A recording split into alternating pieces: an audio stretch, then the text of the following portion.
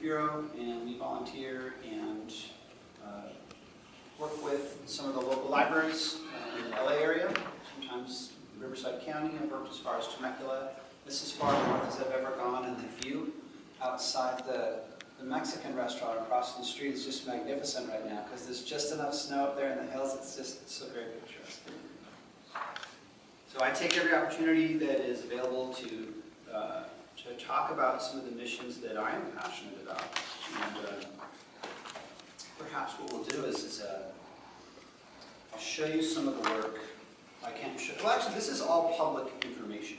So what I'll do is we don't have to do this right away, but we'll dial in as we'll look in at some of the work that I'll show you some of the work that I've done with the Cassini team in putting together their collaboration environment. And you can so one of the big asks of the Cassini team most recently is well, now can you write this all up?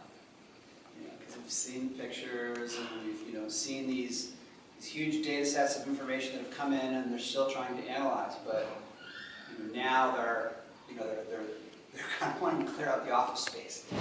They want to. It's like that was a great mission. We got like 16 more queued up. We're getting ready for Europa. What comes next? A trip to Neptune, a trip to Uranus. So a large part of what I did with the Cassini team was helping them put together their collaboration. A quick peek. And then we'll kind of talk a little bit about the science, or rather the research that was done. People use science as like a verb, I think, or a noun. It's one or the other, but I think research is the term that they're looking for. Research that was done. And I might like to start this with this video, which we've probably all seen, but it kind of sets the tone. I don't know if we'll get sound.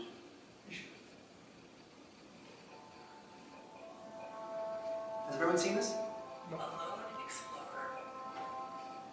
Actually, it changed the course of the mission, and it forced the team to use the satellite in a way that it wasn't intended. And you'll let me know if I go off course here. Because it was intended to analyze and observe. And does anyone know how long it takes to get to Saturn? 6 months to get to Mars.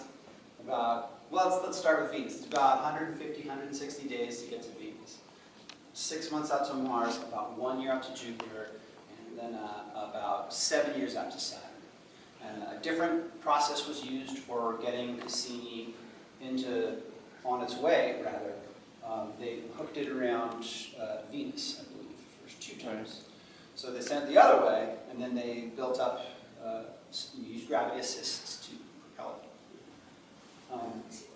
What speed is that? It takes 7 years. I think that would be at about 32,000 miles an hour. And that's about 800 million miles away. Yeah. So after about 7 years, it did make it out there. And we talk a little about the Huygens probe and this object here. I'd like to share a little bit on water here, because to really understand the importance of, or the science that was, I think, the most important for us to study and to understand is water and the role that water plays in our life. And before we had been to Saturn, we had seen Enceladus one time before. And if you want to pass that around and share that, that'd be really great. This is a book that has some fantastic images of Voyager that Voyager took when it went by Saturn. I think it was the first Voyager. Back in the 70s. Back in the 70s, yeah. So let's actually move back up here. Let's look at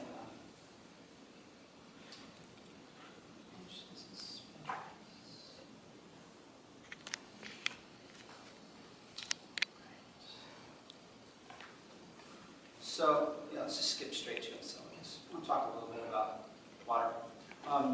So why Why should we care about water?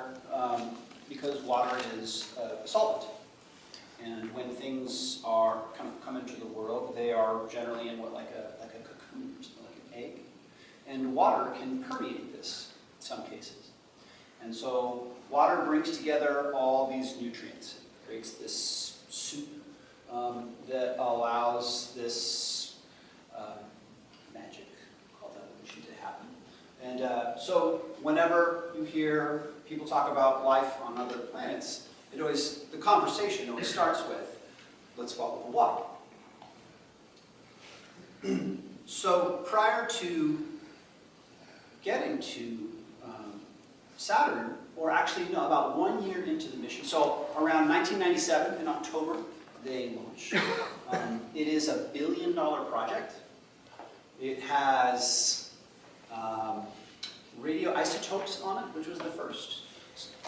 3 of them. That's right. Okay, 3 of them. And so there was some concern on the part of people, putting these isotopes into a rocket and shooting them into the sky. Even though we've been doing this for decades now. Understandably, there was concern, but it went on without hitch. It wasn't too much of a problem. Within the first year of basically, as they approached the planet, they saw something in the southern atmosphere of Enceladus. And they were wondering, well, why is it smooth? And they realized that there were these plumes of some nature that were exploding into outer space. And I think that the ratio of something like, from like the plume would be about, I think 180, I think 180 miles high. So imagine an explosion on Earth that was 180 miles into the atmosphere. So the thought is that that is a hydrothermic reaction, and that it is warm in the middle or hot in the middle, which is one of these 3 key components that we look for in life. It has to have a warm center, it has to have liquid water, and then it has to have salty water. It has to have some salinity in the water, because that is what kind of creates this opportunity for these basic ingredients of life, which are, an easy way to remember that is CHNOPS, which is carbon, hydrogen, nitrogen, oxygen, phosphorus, and sulfur. If you look at the composition of our body, those elements are all there. It's mostly water. So, water, water, water. As soon as it was discovered that Enceladus had these huge plumes exploding into outer space, that they actually, I wouldn't say they changed the mission, but some would say that they ripped up the playbook. And they said, well, we came to take pictures, and we're going to take pictures. And there's all these moons, and they have rings. But Enceladus, it is chock full of water, and it's spewing this stuff out into this ring system. And they started to realize, well, maybe this is part of what makes up the E ring system. This is what Enceladus has to share. And they also think that it's not, what's the term? There's a term that basically means that it's not sustainable. Like Enceladus can only exist in this state for so long. And part of what makes it so active is the enormous gravity of Saturn, kind of in the same way that if you've ever seen Io in and around Jupiter, right? Like the height of the planet will change about 200 or 300 feet in the course of a day because Jupiter's just punishing it. So we see that Saturn has that, not similar effect, but somewhat of a similar effect on Enceladus. And so Enceladus is active, hot center. It's frozen on the outside. And they know that there's lots of water. I don't know if we can see this very well. Let me see if I can get this picture a little larger.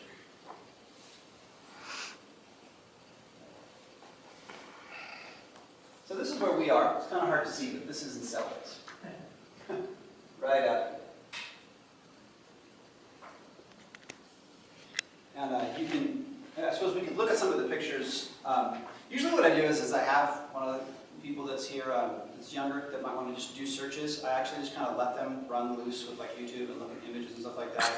And because oftentimes sometimes when I'm doing this, people are double screening. So I'd rather them double screen while I'm talking and talk about things that are relative. So maybe at some point we'll do that.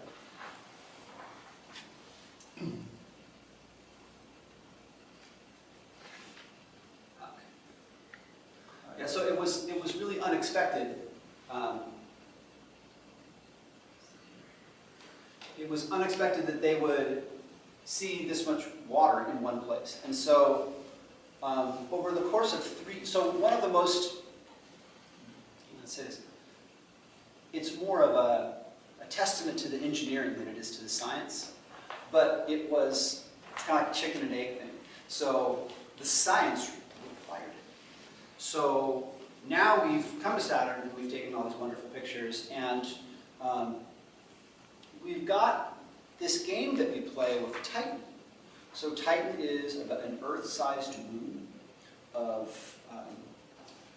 Saturn, and it was discovered also one of the big, we'll get to that, but one of the discoveries around Titan was methane and ethane in 3 different states, similar to what we see with water here on Earth. So that was part of this windfall. But we used Titan to bank off of. And so if ever you've seen the ball of yarn, it shows all the ways that the spacecraft was basically using Titan to go in and around Saturn. So what they'd be doing is they'd have the spacecraft pointing one way, and as it approached the planet, they would kind of ping-pong it off of Titan to change its trajectory ever so slightly. And that way, they're using less hydrazine to position the craft where it needs to be. So Titan was our best friend in that regards.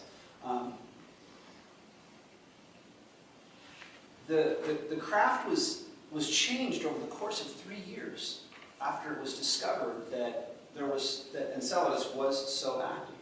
So the team actually rewrote code.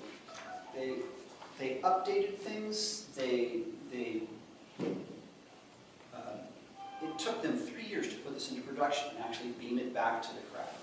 And once they were able to do that, they then took the spacecraft that was made to just kind of observe and analyze, and they used its this dust analyzer on it to actually like buzz over the top of Enceladus and come screaming. So they changed the trajectory of it using Titan, and at some point put it about 25 miles above the surface of the planet, and flew right through.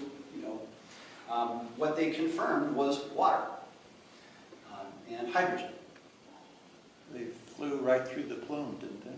Yeah, that was the idea. And so they're like, and there was this big decision, like, do we change the code of this whole mission?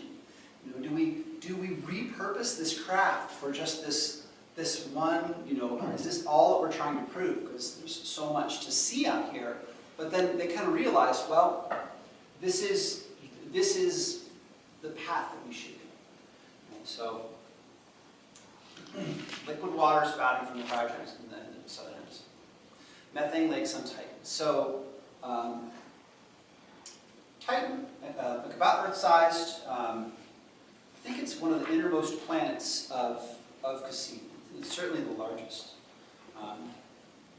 Innermost moons? Oh, it's one of the largest moons. One of the largest. It's the largest moon in the solar system, I believe. I believe you're right. Yeah, and it's almost like a world, and you can really say that about Enceladus as well, because like with the Southwest Research Institute and John Hopkins worked so hard on the New Horizons mission, and they discovered that Pluto was geologically active. It had ethane and methane glaciers. And it's because Pluto's at its closest point to the sun, so it's geologically active. And so when we look at something like Titan, it's a lot. It has methane. So one of the most surprising things that was discovered was methane in its caps, which was also observed on Pluto, but also methane lakes and methane clouds. So imagine what oxygen and hydrogen have done for our planet in this combination, what sort of life form could live on Titan, which is got this methane and ethane in 3 different forms, lakes, and it's frozen, and it's around the atmosphere. It's very thick. So it was also believed that prior to this, that an atmosphere was reserved for a planet. That moons don't really have atmospheres. So Titan proved them all wrong.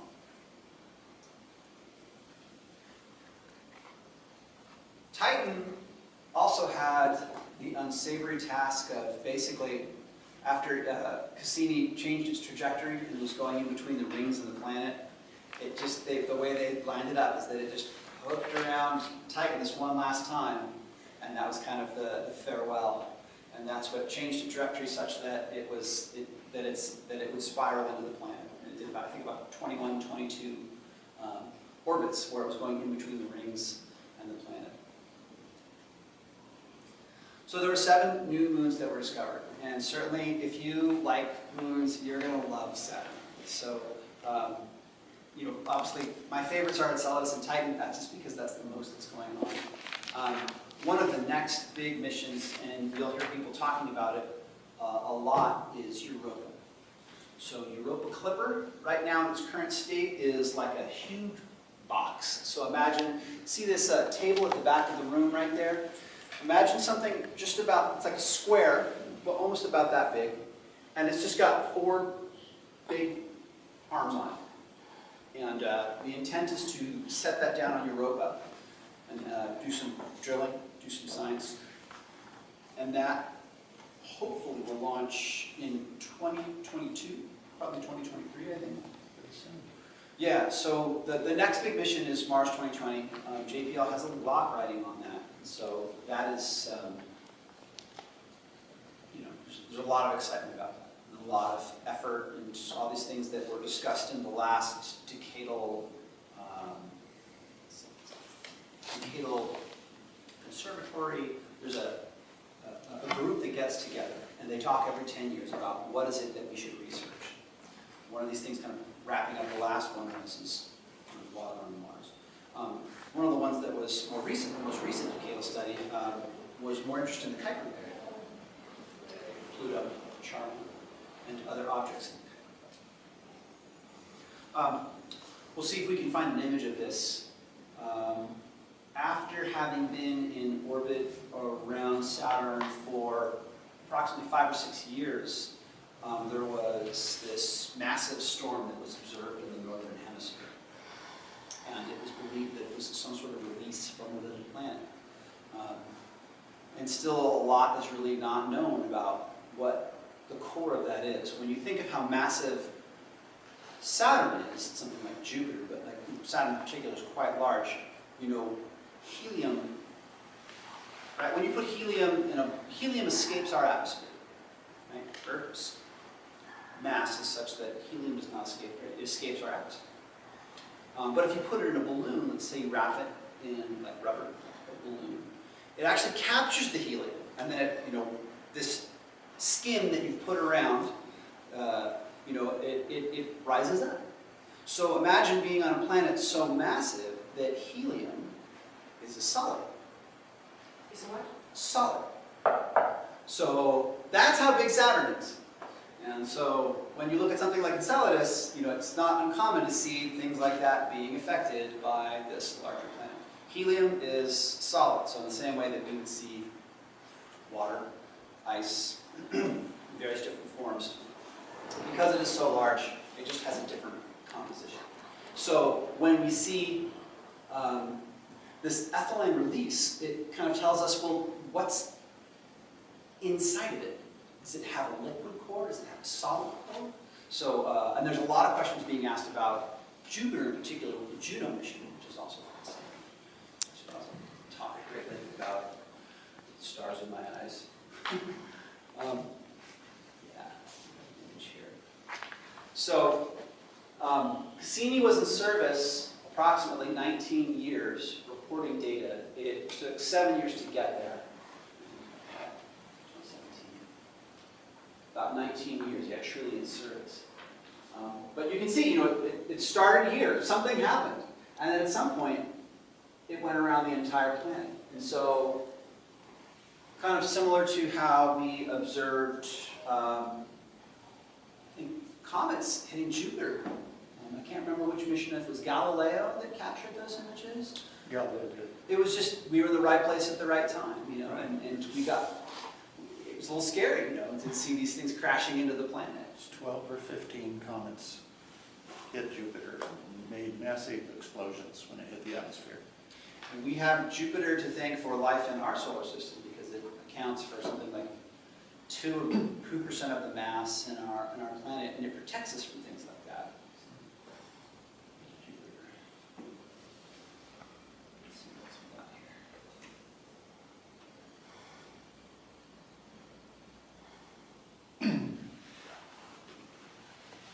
You're saying it attracts those things because of its... Yeah, Io in particular. So, I don't know if it was New Horizons that provided the data for this, but they were looking at Io and they were looking at the surface of Io. And they'd taken these measurements and they checked these measurements a couple of weeks and days later, and they're like, well, you did it wrong. Well, no, I didn't. It was all, scientists are squabbling over, well, let's check it again. And sure enough, it was changing. So, kind of in the same way that, I think it's the Dawn mission, but the Grace mission, which are a pair of actually satellites. There's a Grace follow-on. It can actually measure how high glaciers are. And it can measure it to the tiniest amount. So when you see these large images of how glaciers looked, years ago and how they look now, they were using that same kind of technology on Io. And Io, amazingly, imagine this room going up 80 feet, 160 feet, like in an afternoon, and then coming back down. That's how violent it is on Io. So, and that was observed by New Horizons as well when they went by. So Galileo took some pictures of Io. Now we're talking about a moon of Jupiter now. I've slightly digressed. You might need to clap my hand to kind of keep me on task. But Io is just a terrible place to be because it is so close to the biggest body in our universe.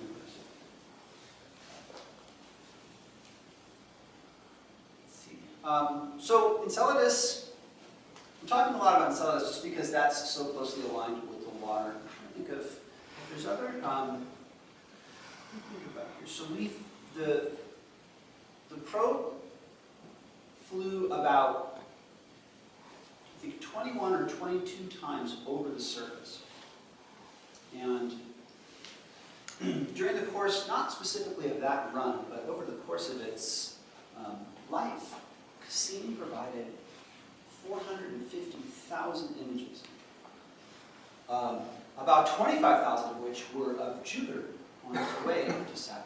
So in the first year, and actually we start to see that. Jupiter, we have this great opportunity to kind of ricochet off of Jupiter because it provides this great gravity assist for those trips to the outer planets. Enceladus is really small. So if you think about how long it takes you to get to San Francisco, it's about 300 miles. That's about how big Enceladus is. It's not very big. It's also white, and one of the most reflective objects in the solar system as a result. And does anyone know when they see something like that in the solar system what it means? It's young. It's young. Some other things that are, and I really have to, the presentation that I created kind of died on me, but I did want to show you this one.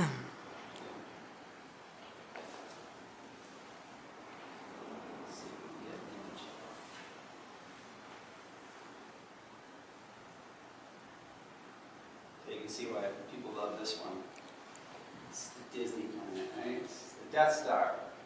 It's got the light side, it's got the dark side, and there's all this organic compound on that side. So there's a lot of kind of mystery as to why that was. And why has it stayed that way?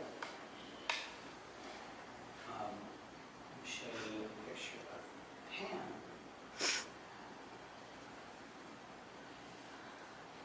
So this one's kind of the, you know, the wacky sidekick moon. And so what happens with Pan is that Pan starts to accumulate things in its orbit. And it'll build up here, and then it'll kind of slough off. And as a result, kind of similar to some of Pluto's moons, it's kind of an erratic, it's not like a smooth orbit. And just to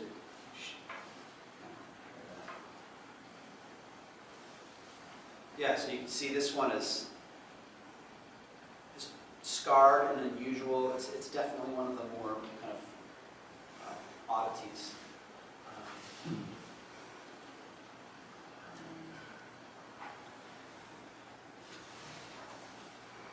So actually, maybe I'll see if I can find a. I might like to find a video on this. Stress.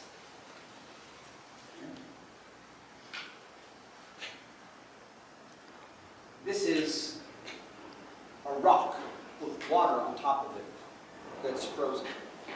This ice, they say, is literally just floating in the planet. Like if we looked at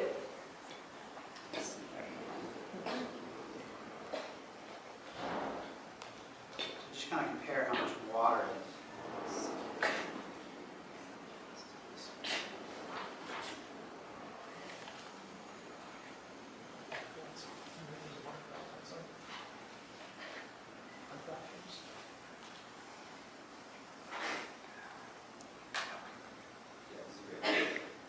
So,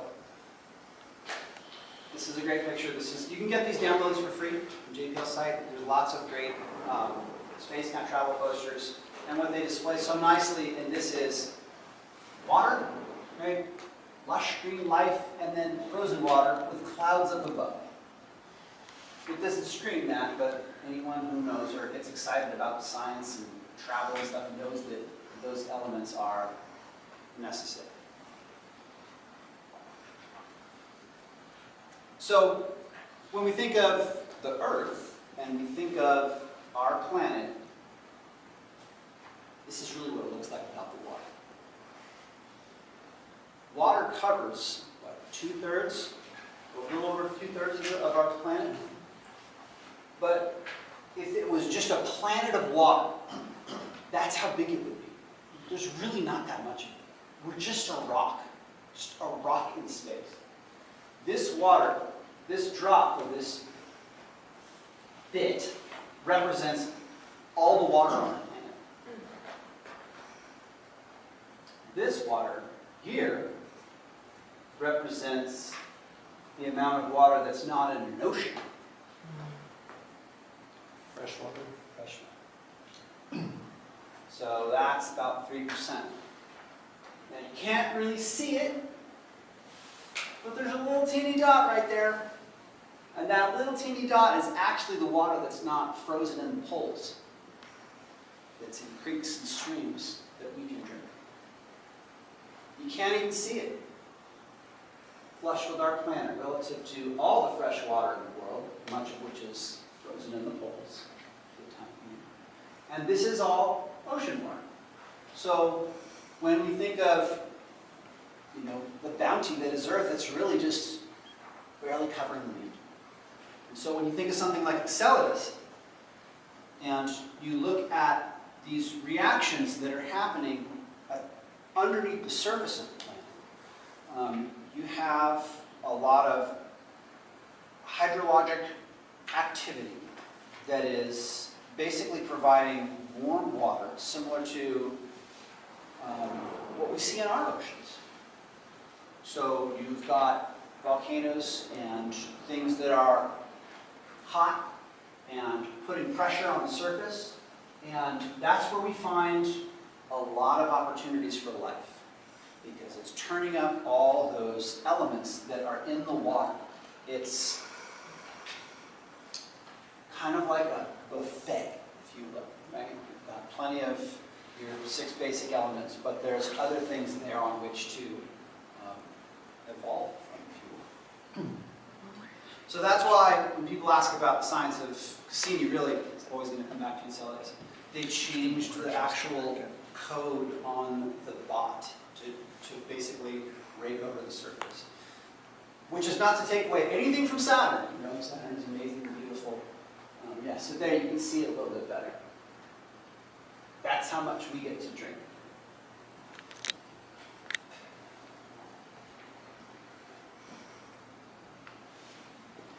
This is a little bit about water on Earth. It's kind of unrelated. And you know, I think in terms of like science, that's really as much, there are other things I suppose that we could touch on. But that's as really as much as I'm prepared, that I came prepared. Now I know that you had mentioned that you had done some work with Cassini in the engineering side. Yes. Do you want to, I mean, would you would you tell us a little bit about that? Yeah, I started early in the design phase of Cassini spacecraft. I'd worked for about 5 years at JPL before that on the Galileo mission. I did all the static testing and structure. In about 1990, I started managing the spacecraft structure and configuration group. So we managed the drawings for the overall spacecraft, where the instruments went, where the plutonium generators went, and then designed all the structure to hold everything together. So I had a group of about 15 people doing all that. So we did the drawings for it. We had analysis support for structural analysis people. Some of the hardware, you don't have a picture of the spacecraft there, but I can get a really good one here. We'll pull up one.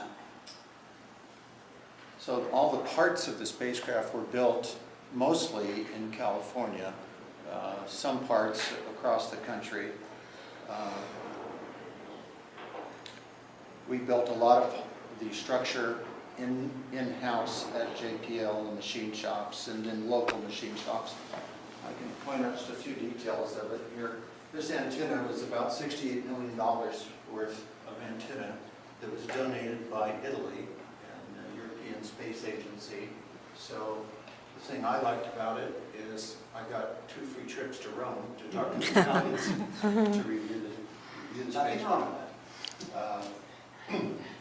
Then up here is what's called a bus. This was a 12-bay bus, which is it's like an octagon except 12 sides, and it's full of electronics.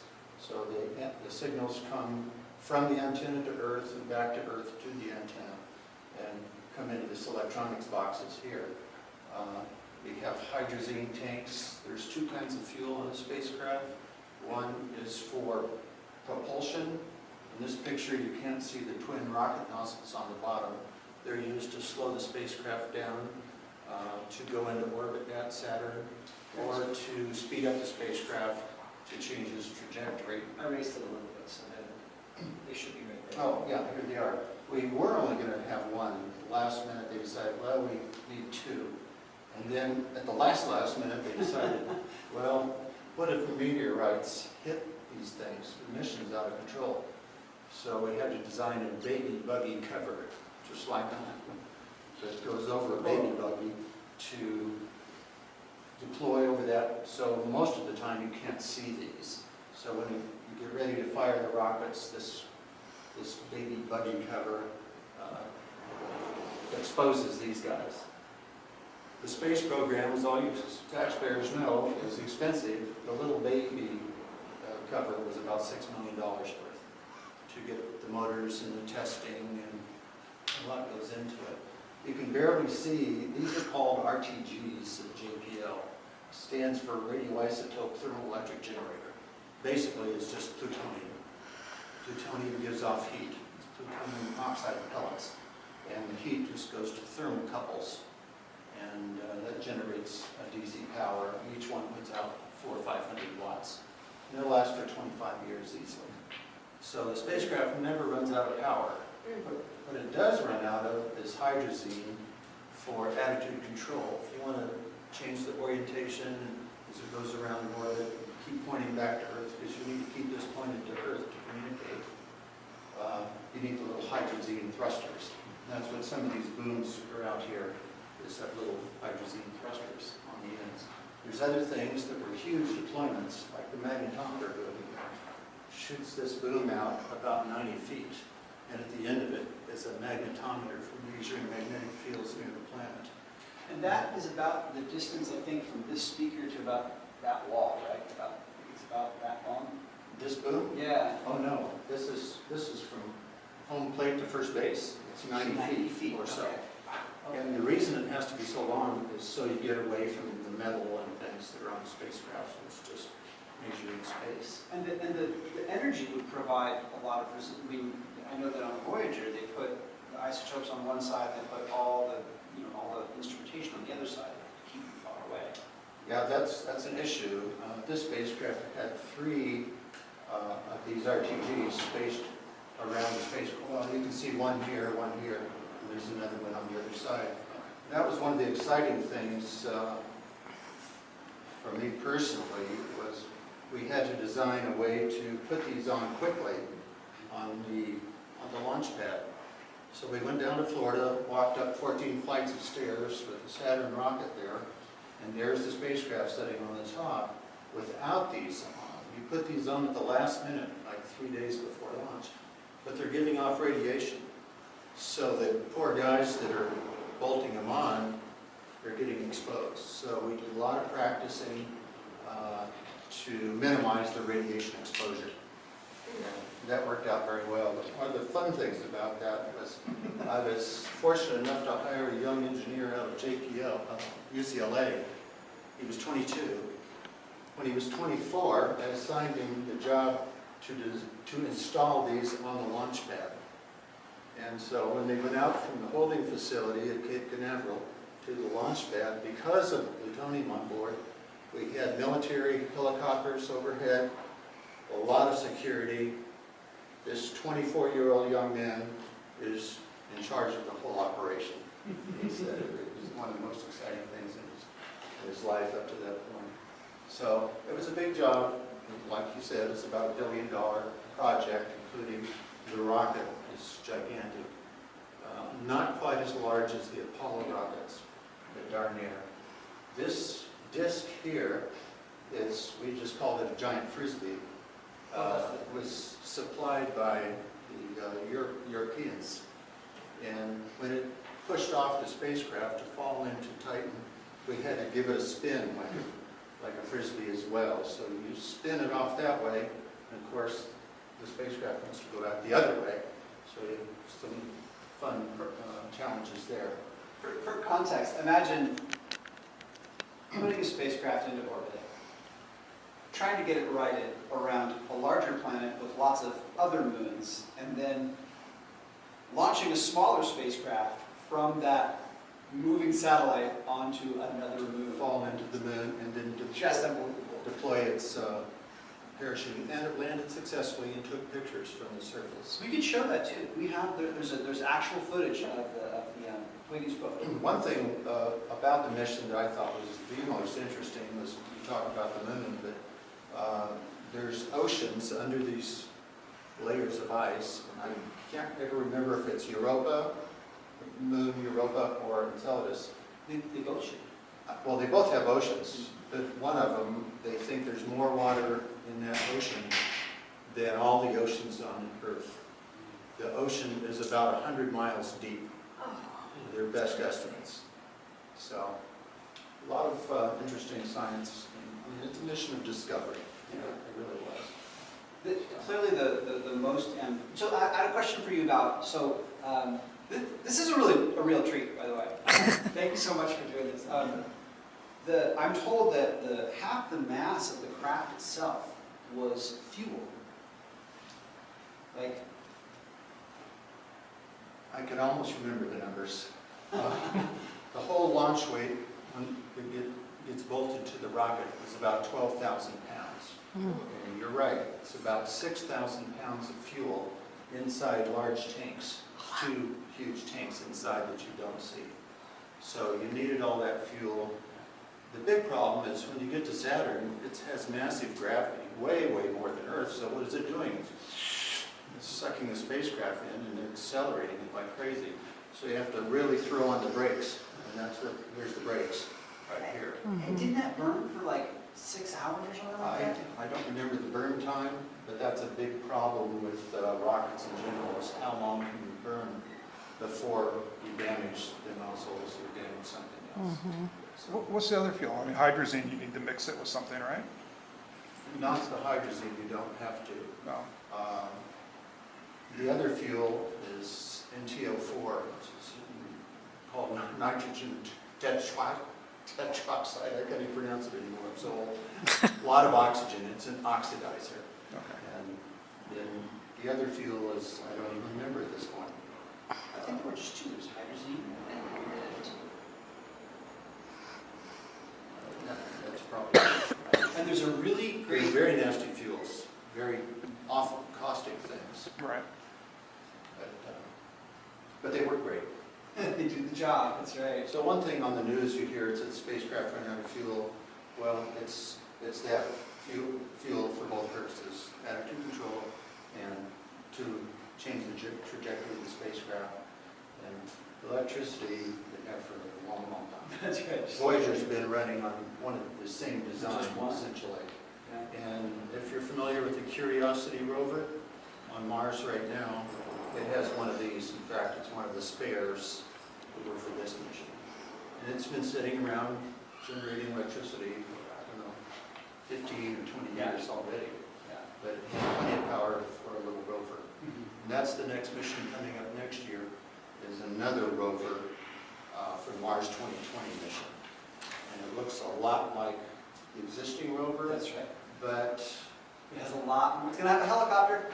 to get these missions funded, they always say, we're just going to build it like the last one because all the engineering is done and just make another one. Well, it never works out that way. Never. So they put a giant hole out of the front of the new rover. I went to a design review about 2 years ago.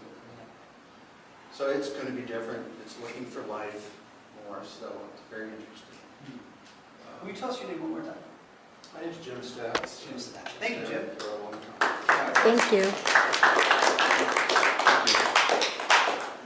As I mentioned early on, I'm not a scientist, so I welcome any opportunity to learn, especially from people who have history in the lab. You know, one of the other spares for Cassini was on the New Horizons mission. So if you look at the back of the New Horizons, and the New Horizons probe itself was a copy of the Ulysses probe. So, you know, you hear these things about borrowing things. That's the absolute truth. There's not a lot of time to experiment, you know, with these billions and billions of dollars. If you look at the design of InSight, the most recent lander on Mars, and you contrast that with the Phoenix lander, which landed in the northern hemisphere of Mars back in 2008, it's identical.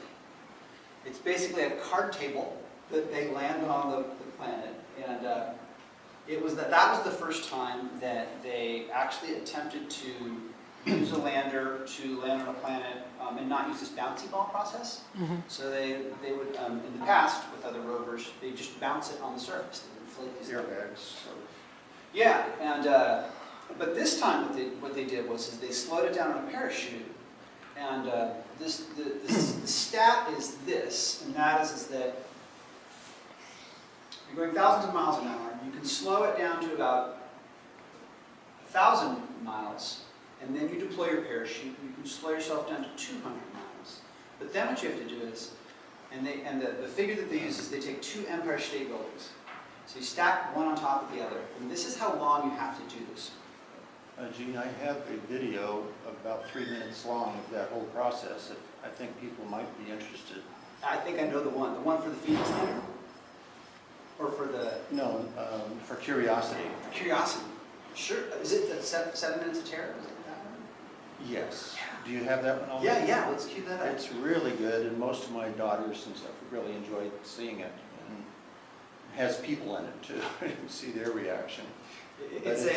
It's a pretty crazy. We thought airbags were crazy, and when we started airbags, but they're not crazy anymore. But you can only get so big with those. The Curiosity rover weighs like a Volkswagen Bug. It's about 2,000 pounds, and airbags wouldn't work. That's why you'll see. And it was about 3 times as heavy as any, I think the previous rovers were about 300 pounds. And the difference is, one of the differences is that Spirit and Opportunity were using, they were using solar. Yes. But they'd go that far each day. So, you know, they look at the pictures, they take pictures, they analyze, 3 days goes by, okay, we're gonna move another 8 inches. You know, so when Mars, you know, when the opportunity came around for, you know, for Curiosity, they were like, can we please use the stuff left over from the Cassini mission, because those guys gotta go fast. Yeah, it was an amazing change. Because So the Huygens probe was, so one of the teams that wanted the funding for what would be the Cassini mission, there were these teams that were vying for it. And proposals are a big deal. You make these $1 million proposals, we need $4 million for X amount of years, we'll see what you got. And that's kind of where we are now with the 4th mission in the New Frontiers. So the first one was Juno, New Horizons was the first one, Juno was the second, and then more recently it was OSIRIS-REx, which is going to return information from an asteroid. So that'll come back, I think, in 3 or 4 years. But these proposals are very challenging. The team that they lost to the Cassini team that was going to do the Huygens probe. And this gentleman is now the director of the European Space Agency. But he, in order to get the funding for it, they said, well, normally we only get half as much as we ask, but this year we really do only have half of what we ask. So what he did was, and this is how scientists' minds work, he realized that this was when the German wall was coming. So this, you know, very, what's the word, calculating and resourceful engineer realized that he could go to these areas that were not accessible to the West in the past and ask them to use their resources. So he went to Poland and said, look, we can't give you a lot of money, but if we can use these resources here, we'll show you how we do our work in the space program. So Poland, right, lots of great engineers, analysts, scientists there. And so they leverage, I mean, you talk about people being resourceful, this is how they got the funding for it. The gentleman's name who runs ESA now was the same guy that did Huygens. And so he leveraged this Polish university, and not only did he leverage this Polish university, he leveraged students that were studying with him. And if you look at Huygens, all the students had, I guess, contributions that they made to the Huygens program. And imagine being a student and working with somebody and getting to go to Poland, and now all of a sudden, like, this project that you're working on is actually now on a $1 billion project. So that's kind of how that came together. They're resourceful in their scientific life, but they are also resourceful in their own kind of business administration life as well. And that's part of what made Cassini so momentous, is because it was a fantastic relationship that we had with the European Space Agency, with ISA and ESA. And so it wasn't all for the glory of America. It really was like, we are so much stronger together. That was true earlier as well with the Galileo mission to Jupiter. Messerschmitt actually built a whole propulsion module. Okay. So, there's a Galileo replica at the JPL Library. Yes. It's a full-size replica of Galileo. So employed. Yeah, so spacecraft relative to Earth within about 3 feet, wherever it is out there, by radio signals. and It's just amazing. the video that we saw was interspersed with, you know, some Hollywood magic, you know, and when the people in the room, they were looking at it, they were just looking at numbers and thresholds and, you know, and making sure that things were, you know. I'm going to show you one more, and then we'll call it a night, but I want to show you that one video that's very similar to that. And it has some interviews with people as well, some of these people that you know by name. And for taking this time to talk, it's really been a pleasure. Well, thanks for coming. Thank you. And thank you very much for coming. I really appreciate it.